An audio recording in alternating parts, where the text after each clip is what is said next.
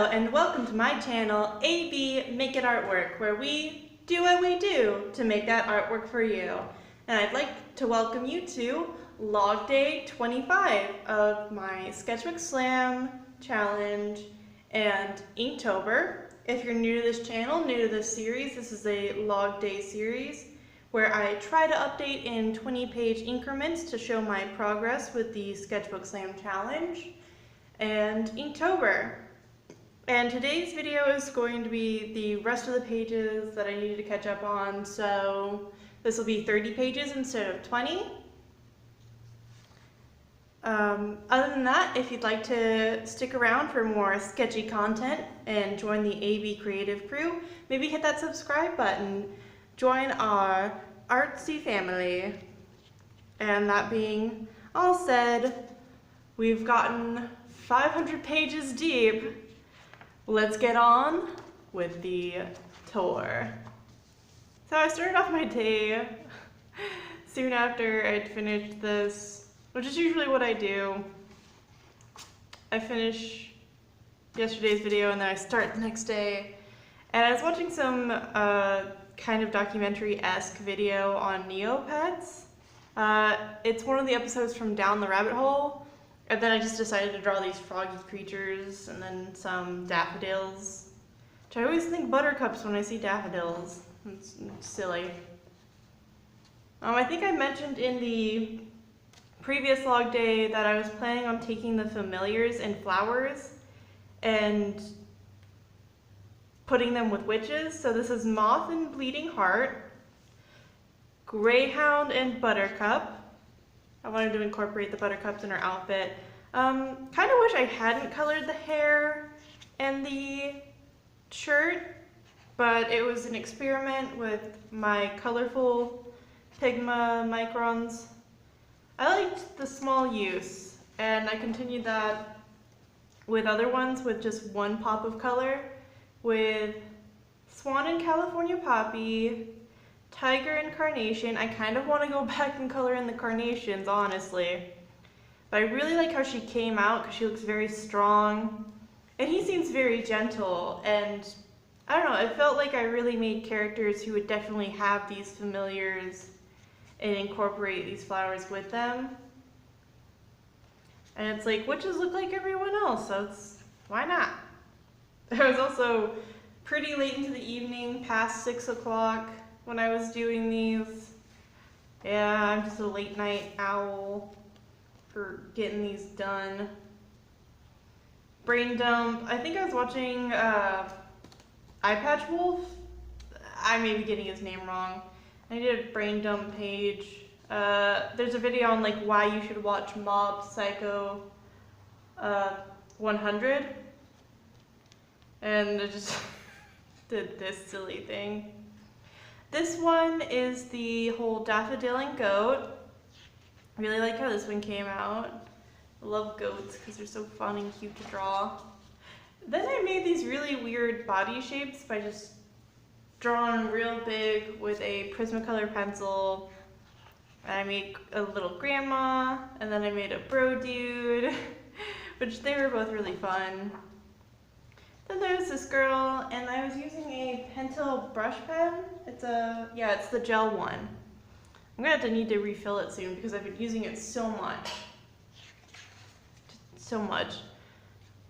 This page started with the face, and then I made an environment to go with it, I guess. Some airplane. It was a whole lot of nonsense. And then I broke out my pink ballpoint pen and just scribbled everywhere. Some dogs. These look like a, what is it, like a French Terrier? No. I can't remember it. Drew some faces in a box. I like to draw bottles and stuff, sometimes cauldrons. This was fun. I drew this trail, which I'll probably post that up as the official prompt response for Inktober. I did it mostly with the pink pen and then went over it with the Pentel brush pen. And I really like it. Wish I could go in with like more detail for the background, but having the pink pen and the pentel brush pen being only one color, it really kind of limits what I could do. This was for the clothing haul, some clothing haul in Halloween clothes. And I just kind of grew to accept that I can't do all the little details. I might go back and finish up the details on the dresses and the outfits, but there were some really cute outfits. Like the bodycon dress where there's skeleton hands grabbing the booty.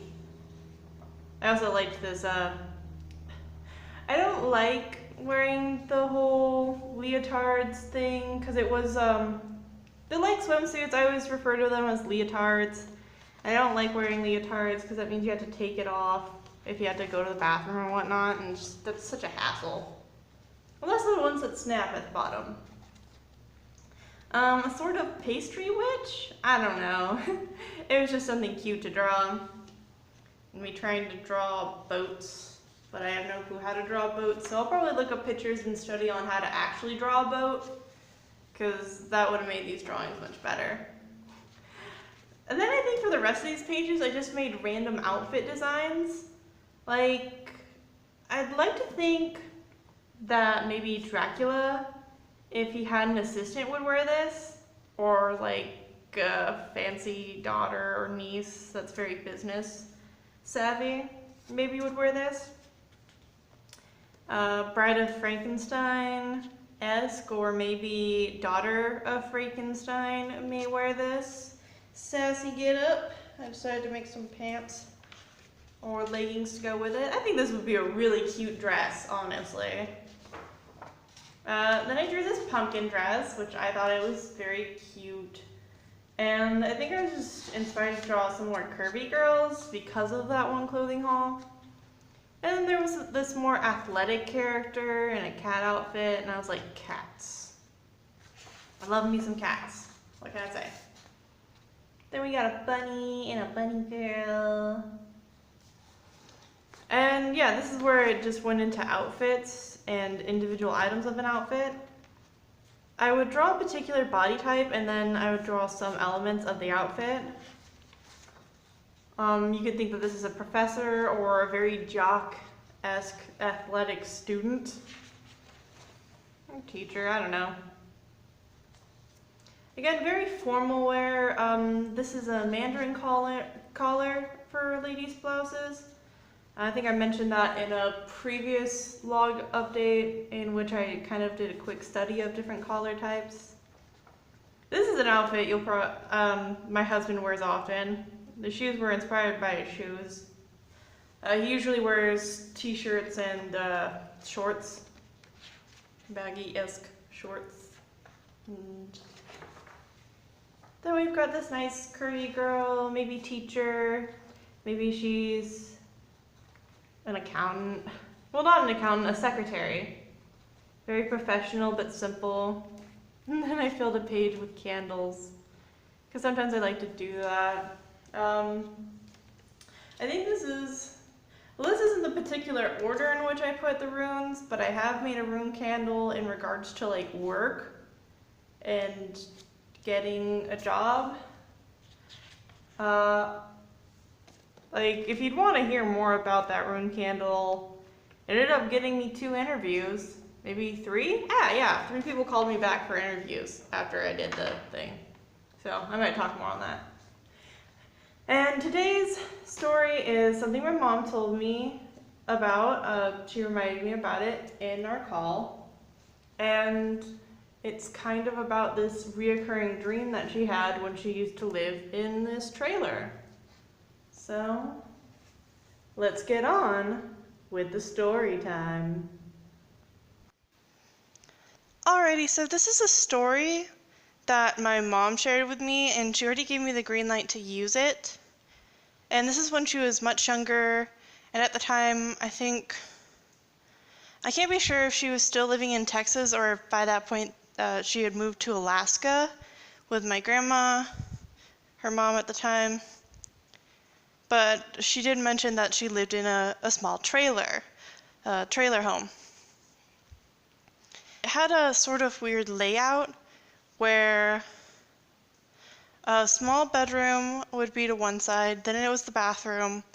Right across from the door as you entered was the kitchen area, and then there was the living room.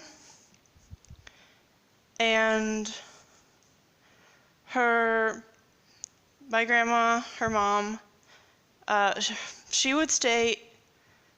grandma would stay in the living room area, and my mom got the little bedroom. Now, when my mom was younger, she had a real affinity for animals, and she still has quite the affinity for animals. And one of the things that would happen is that stray dogs would follow her home, and she'd usually find them a home before the end of the day, so that my grandmother wasn't too annoyed with all the dogs. My mom would come home with like 2 to 3 dogs in the trailer, and grandma would be annoyed. So my mom would find a way to get the dogs homes. And at this time, she had one of the particular dogs, and this was her dog. Now, my mom did not like the bedroom that she was in, and it wasn't because it was small. It was because it had this weird feeling to it. She always felt uncomfortable in the bedroom, and she didn't like it. She didn't like being in there. And every time she would try to sleep in the bedroom, she would have these horrible nightmares. And in the nightmare, she'd be in her home, in the trailer home, and suddenly one of the dogs or her dog would jump in, and it would get between her and the bedroom. And it would start growling and getting very agitated at that bedroom. And there would be a dark mass that would just form from the bedroom. And this mass would either try to hurt, or consume the dog in my mom's nightmares. And she always woke up feeling very anxious and overwhelmed with a sense of dread. And she just couldn't stand being in that little room. So she would go to the living room, and she would go sleep with my grandma, because she was terrified and she just couldn't stand that room.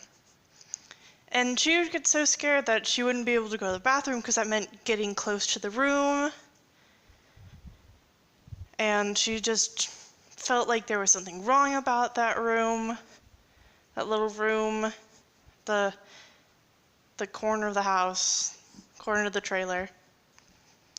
And later she came to find out that when they were leaving, that an old man had lived in that room, and he had died in that room, and he was known to be very mean and nasty, and that he had a habit of hurting animals.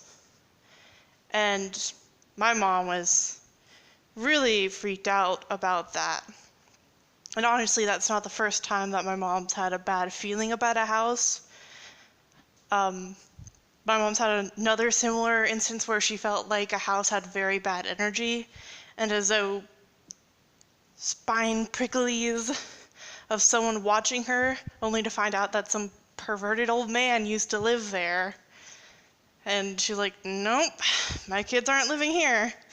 So that was a little mini story for you guys about my mom's darkest dreams in regards to creepy old dudes. So, if you like this creepy story and this sketchy content, why not hit that like button? Give us a boo out of 2. I don't know. Give us 3 boos, maybe more. I don't know where I'm going with this. But yeah, if you want to, stick around for more sketchy, silly art content from me. Hit that subscribe button. You can also find me on Instagram. I try to post there on the daily with my progress throughout the day. Some days I'm not as good as I am on other days. But we try. And that's all we ask of ourselves, is to try. And as always, make sure that you do what you do to make that artwork for you. Lots of love. Bye.